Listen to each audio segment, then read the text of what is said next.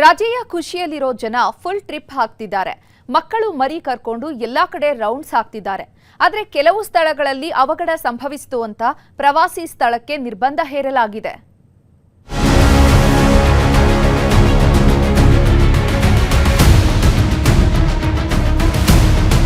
ಅದೇನೋ ಹೇಳ್ತಾರಲ್ಲ, ಎತ್ತಿಗೆ ಜ್ವರ ಬಂದ್ರೆ ಎಮ್ಮೆಗೆ ಬರೆ ಹಾಕಿದ್ರು ಅಂತ. ಹಾಗಾಗಿದೆ ನಮ್ಮ ಸರ್ಕಾರದ ಪರಿಸ್ಥಿತಿ.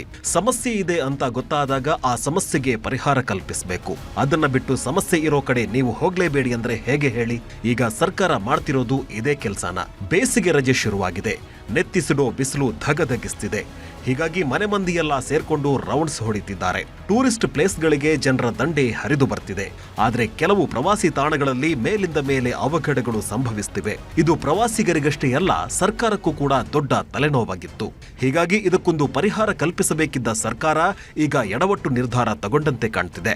ಸಮಸ್ಯೆಗೆ ಮುಕ್ತಿ ಕಾಣಿಸೋದನ್ನ ಬಿಟ್ಟು ಪ್ರವಾಸಿಗರಿಗೆ ನಿರ್ಬಂಧ ಹಾಕಲಾಗ್ತಿದೆ.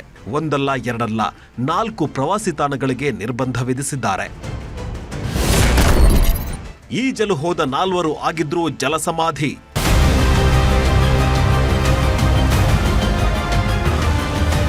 ಬಿಸಿಲ ಬೇಗೆ ತಾಳೋದಕ್ಕೆ ಆಗದಿರೋ ಜನ ನದಿ, ಸಮುದ್ರ, ಫಾಲ್ಸ್ ಅಂತ ನೀರಿರೋ ಜಾಗಗಳಿಗೆ ಮುಗಿಬೀಳ್ತಿದ್ದಾರೆ. ಹೀಗಾಗಿ ಮಂಡ್ಯದ ಬಲಮುರಿ, ಎಡಮುರಿ ಫಾಲ್ಸ್ನಲ್ಲೂ ಪ್ರವಾಸಿಗರ ದಂಡೆ ಸೇರ್ತಿತ್ತು. ನೀರನ್ನ ನೋಡ್ತಿದ್ದಂತೆ ಜೀವದ ಹಂಗು ತೆರೆದು ನೀರಲ್ಲಿ ಹುಚ್ಚಾಟ ಆಡ್ತಿದ್ರು. ಹೀಗಾಗಿಯೇ ಈ ವರ್ಷದಲ್ಲೇ 4 ಪ್ರವಾಸಿಗರು ಬಲಿಯಾಗಿ ಹೋಗಿದ್ದಾರೆ. ಇದೇ ಕಾರಣಕ್ಕೆ ಪ್ರವಾಸಿಗರಿಗೆ ನಿರ್ಬಂಧ ಹೇರಲಾಗಿದೆ. ಸಂಗಮದಲ್ಲಿ ಪ್ರವಾಸಿಗರನ್ನ ಅಟ್ಟಾಡಿಸಿತ್ತು ಕಾಡಾನೆ.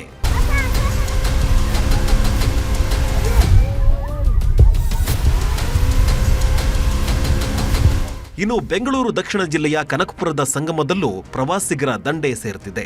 ನದಿಯಲ್ಲಿ ಈಜಾಡುತ್ತಾ ಪ್ರವಾಸಿಗರು ಮಸ್ತಿ ಮಾಡ್ತಿದ್ದಾರೆ. ಆದ್ರೆ ವಾರದ ಹಿಂದೆ ಏಕಾಏಕಿ ಎಂಟ್ರಿ ಕೊಟ್ಟ ಕಾಡಾನೆಯೊಂದು ಪ್ರವಾಸಿಗರನ್ನ ಅಟ್ಟಾಡಿಸಿತ್ತು.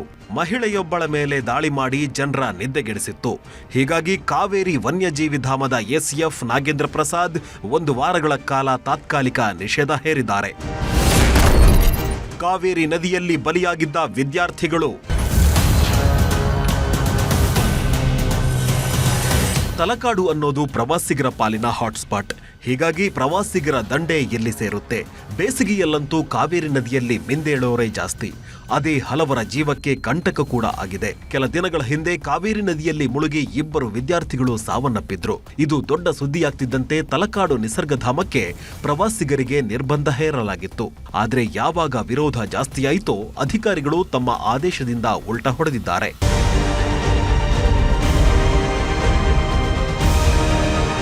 ಇನ್ನು ಚಿಕ್ಕಮಗಳೂರಿಗೆ ಪ್ರವಾಸಕ್ಕೆ ಬಂದಿದ್ದ ಕೇರಳದ ಬಾಲಕಿ ಶ್ರೀನಂದ ಮಾಣಿಕ್ಯಧಾರದಲ್ಲಿ ಕೊಂಡಿದ್ಲು. ಇದು ರಾಜ್ಯಾದ್ಯಂತ ಸುದ್ದಿಯಾಗಿತ್ತು. ಹೀಗಾಗಿ ಜಿಲ್ಲಾಡಳಿತ ಹದ್ದಿನ ಕಣ್ಣಿಡಲು ಮುಂದಾಗಿದೆ. ಮುಳ್ಳಯ್ಯನಗಿರಿ, ಸೀತಾಳಯ್ಯನಗಿರಿಯಂತೆ ಮಾಣಿಕ್ಯಧಾರದಲ್ಲೂ ಹೈ ಅಲರ್ಟ್ ಮಾಡಲಾಗಿದೆ. ಮಾಣಿಕ್ಯಧಾರದಲ್ಲಿ ಸಿಸಿ ಕ್ಯಾಮೆರಾ ಅಳವಡಿಕೆಗೆ ಪ್ಲಾನ್ ಮಾಡಲಾಗಿದ್ದು ಹಲವು ಪ್ರಮುಖ ಬದಲಾವಣೆ ಮಾಡಲಿದ್ದಾರೆ. ಜೊತೆಗೆ ಪ್ರವಾಸಿ ಮಿತ್ರರ ನೇಮಕ ಮಾಡಿ ಪ್ರವಾಸಿಗರಿಗೆ ಗೈಡ್ ಮಾಡಲಿದ್ದಾರೆ. NMB ಸರ್ಕಲ್ಲು, ಸೀತಾಳಯ್ಯನಗಿರಿಯಲ್ಲಿ ಕ್ಯಾಮ್ರಾಗಳನ್ನ ಅಳವಡಿಸಿಯಾಗಿದೆ ಮೊದಲನೇ ಹಂತದಲ್ಲಿ. ಇನ್ನು 15 ದಿವಸದಲ್ಲಿ ಗಾಳಿಕೆರೆ ಮತ್ತು ಮಾಣಿಕ್ಯಧಾರ, ಮುಳ್ಳಯ್ಯನಗಿರಿ, ಬೇರೆ ಬೇರೆ ಮತ್ತು ಅತ್ತಿಗುಡ್ಡಿ ಸರ್ಕಲ್ಲು ಒಂದೊಂದು ನಡದಲ್ಲೂ ಕೂಡ ಕ್ಯಾಮ್ರಾಗಳನ್ನ ಅಳವಡಿಸ್ತೀವಿ. ಮಾಣಿಕ್ಯಧಾರದಲ್ಲಿ ಮಾನ್ಯ ಜಿಲ್ಲಾಧಿಕಾರಿ ಸೂಚನೆಯಂತೆ ಒಬ್ಬ ಪ್ರವಾಸಿ ಮಿತ್ರನ ಅಲ್ಲಿ ಅಪಾಯಿಂಟ್ ಮಾಡ್ತೀವಿ. ಪ್ರವಾಸಿಗರಿಗೆ ನಿರ್ಬಂಧ, ಸಿಡಿದೆದ್ದ ಜನ. ಚಿಕ್ಕಮಗಳೂರಿನ ಮಾಣಿಕ್ಯಧಾರದಲ್ಲಿ ಕೈಗೊಂಡ ನಿರ್ಧಾರ ನಿಜಕ್ಕೂ ಮೆಚ್ಚುವಂತದ್ದು. ಮಾಣಿಕ್ಯಧಾರದಲ್ಲಿ ಹದ್ದಿನ ಕಣ್ಣಿಡಲಾಗಿದೆ. ಯಾವುದೇ ಅಪಾಯಗಳು ಸಂಭವಿಸದಂತೆ ಗೈಡ್ಗಳ ನೇಮಕಕ್ಕೆ ಮುಂದಾಗಿದ್ದಾರೆ. ಇದೇ ರೀತಿ ಉಳಿದ ಪ್ರವಾಸಿ ತಾಣಗಳಲ್ಲೂ ಮಾಡಬೇಕು ಅನ್ನೋ ಕೂಗೆದ್ದಿದೆ. ಎಲ್ಲೆಲ್ಲಿ ಸಮಸ್ಯೆಗಳು ಆಗ್ತಿವೆಯೋ ಅಲ್ಲೆಲ್ಲ ಸಿಬ್ಬಂದಿಗಳನ್ನ ನೇಮಿಸಬಹುದು. ನದಿ ತೀರಗಳಲ್ಲಿ ರಕ್ಷಣಾ ಸಿಬ್ಬಂದಿ ನಿಯೋಜಿಸಿದ್ರೆ ಸಮಸ್ಯೆಗೆ ಮುಕ್ತಿ ಕಾಣಿಸಿದಂತಾಗುತ್ತೆ. ಆಗ ಪ್ರವಾಸೋದ್ಯಮಕ್ಕೂ ಉತ್ತೇಜನ ನೀಡಿದಂತಾಗುತ್ತೆ. ಅದನ್ನ ಬಿಟ್ಟು ಪ್ರವಾಸಿ ತಾಣಗಳಿಗೆ ನಿರ್ಬಂಧ ಹಾಕೋದು ಎಷ್ಟು ಸರಿ ಅಂತ ಜನ ಪ್ರಶ್ನೆ ಮಾಡ್ತಿದ್ದಾರೆ. ಅದು ಒಂಥರ ತಪ್ಪೇ. ಅದು ಏನಕ್ಕೆ ಅಂದ್ರೆ ಈಗ ಪ್ರವಾಸಿಗರೆಲ್ಲ ಬರ್ತಿರ್ತಾರೆ. ಅದ್ರ ಬದಲು ಸ್ವಲ್ಪ ಮುಂಜಾಗ್ರತೆಗಳನ್ನ ವಹಿಸ್ಕೋಬಹುದು. ಅವರು ಏನೇನು ಮಾಡ್ಬೋದು ಅಂತಂದ್ರೆ ಈಗ ಲೈಫ್ ಜಾಕೆಟ್ ಯೂಸ್ ಮಾಡ್ಬೋದು, ಮತ್ತೆ ತೆಪ್ಪಗಳನ್ನ ಇಡ್ಬೋದು, ಮತ್ತೆ ಸೆಕ್ಯೂರಿಟಿಗಳನ್ನ ಜಾಸ್ತಿ ಮಾಡ್ಬೋದು. ಇದರಿಂದೆಲ್ಲಾಗಿ ನಾವು ಪ್ರವಾಸಿಗರು ಹೋಗ್ಬೋದು. ಈಗ ಈ ತರ ಶೆಕೆಯಲ್ಲೆಲ್ಲ ತುಂಬಾ ಪ್ರವಾಸಿಗರು ಬರ್ತಾರೆ, ಅವ್ರಿಗೆಲ್ಲ ಹಿಂಸೆ ಆಯ್ತೈತೆ, ಅದು ಬರಕ್ ಆಯ್ತಾ ಇಲ್ಲ. ಸೊ ಈ ತರ ಮಾಡಿದ್ರೆ ಎಲ್ಲರಿಗೂ ತೊಂದರೆ ಆಗುತ್ತೆ. ಈ ತರ ಮಾಡೋದು ತಪ್ಪು. ಈ ಥರ ನಿರ್ಬಂಧ ಹಾಕಿದ್ರೆ ಮನೆಯಲ್ಲೇ ಇರಬೇಕು. ಇವಾಗ ಬೇರೆ ಸೆಕೆ ಜಾಸ್ತಿ ಇರುತ್ತೆ, ಹೋಗಿ ನೀರಲ್ಲೆಲ್ಲ ಆಟ ಆಡ್ಬೋದು. ಈ ಥರ ಮಾಡಬಾರ್ದು. ಅದ್ರ ಬದಲು ಲೈಫ್ ಜಾಕೆಟ್ಟು, ತೆಪ್ಪಗಳಿಡೋದು, ಮುಂಜಾಗ್ರತೆಯಾಗಿ ಆಂಬುಲೆನ್ಸ್ ಎಲ್ಲ ಇಟ್ಕೊಳ್ಳೋದು, ಆ ಥರ ಎಲ್ಲ ಮಾಡಬೇಕು. ಪ್ರವಾಸೋದ್ಯಮಕ್ಕೆ ಒಳ್ಳೆ ಲಾಭ ಬರ್ತಿದೆ ಅನ್ನೋ ಖುಷಿ ಒಂದ್ ಕಡೆ, ಇದರ ಮಧ್ಯೆ ಅವಘಡಗಳ ತಲೆನೋವು ಬೇರೆ. ಹೀಗಾಗಿ ಎಲ್ಲದಕ್ಕೂ ಸರ್ಕಾರ ಉತ್ತರ ಕಂಡುಕೊಳ್ಳೋ ಕೆಲಸ ಮಾಡಬೇಕಿದೆ. Bureau report, news 18.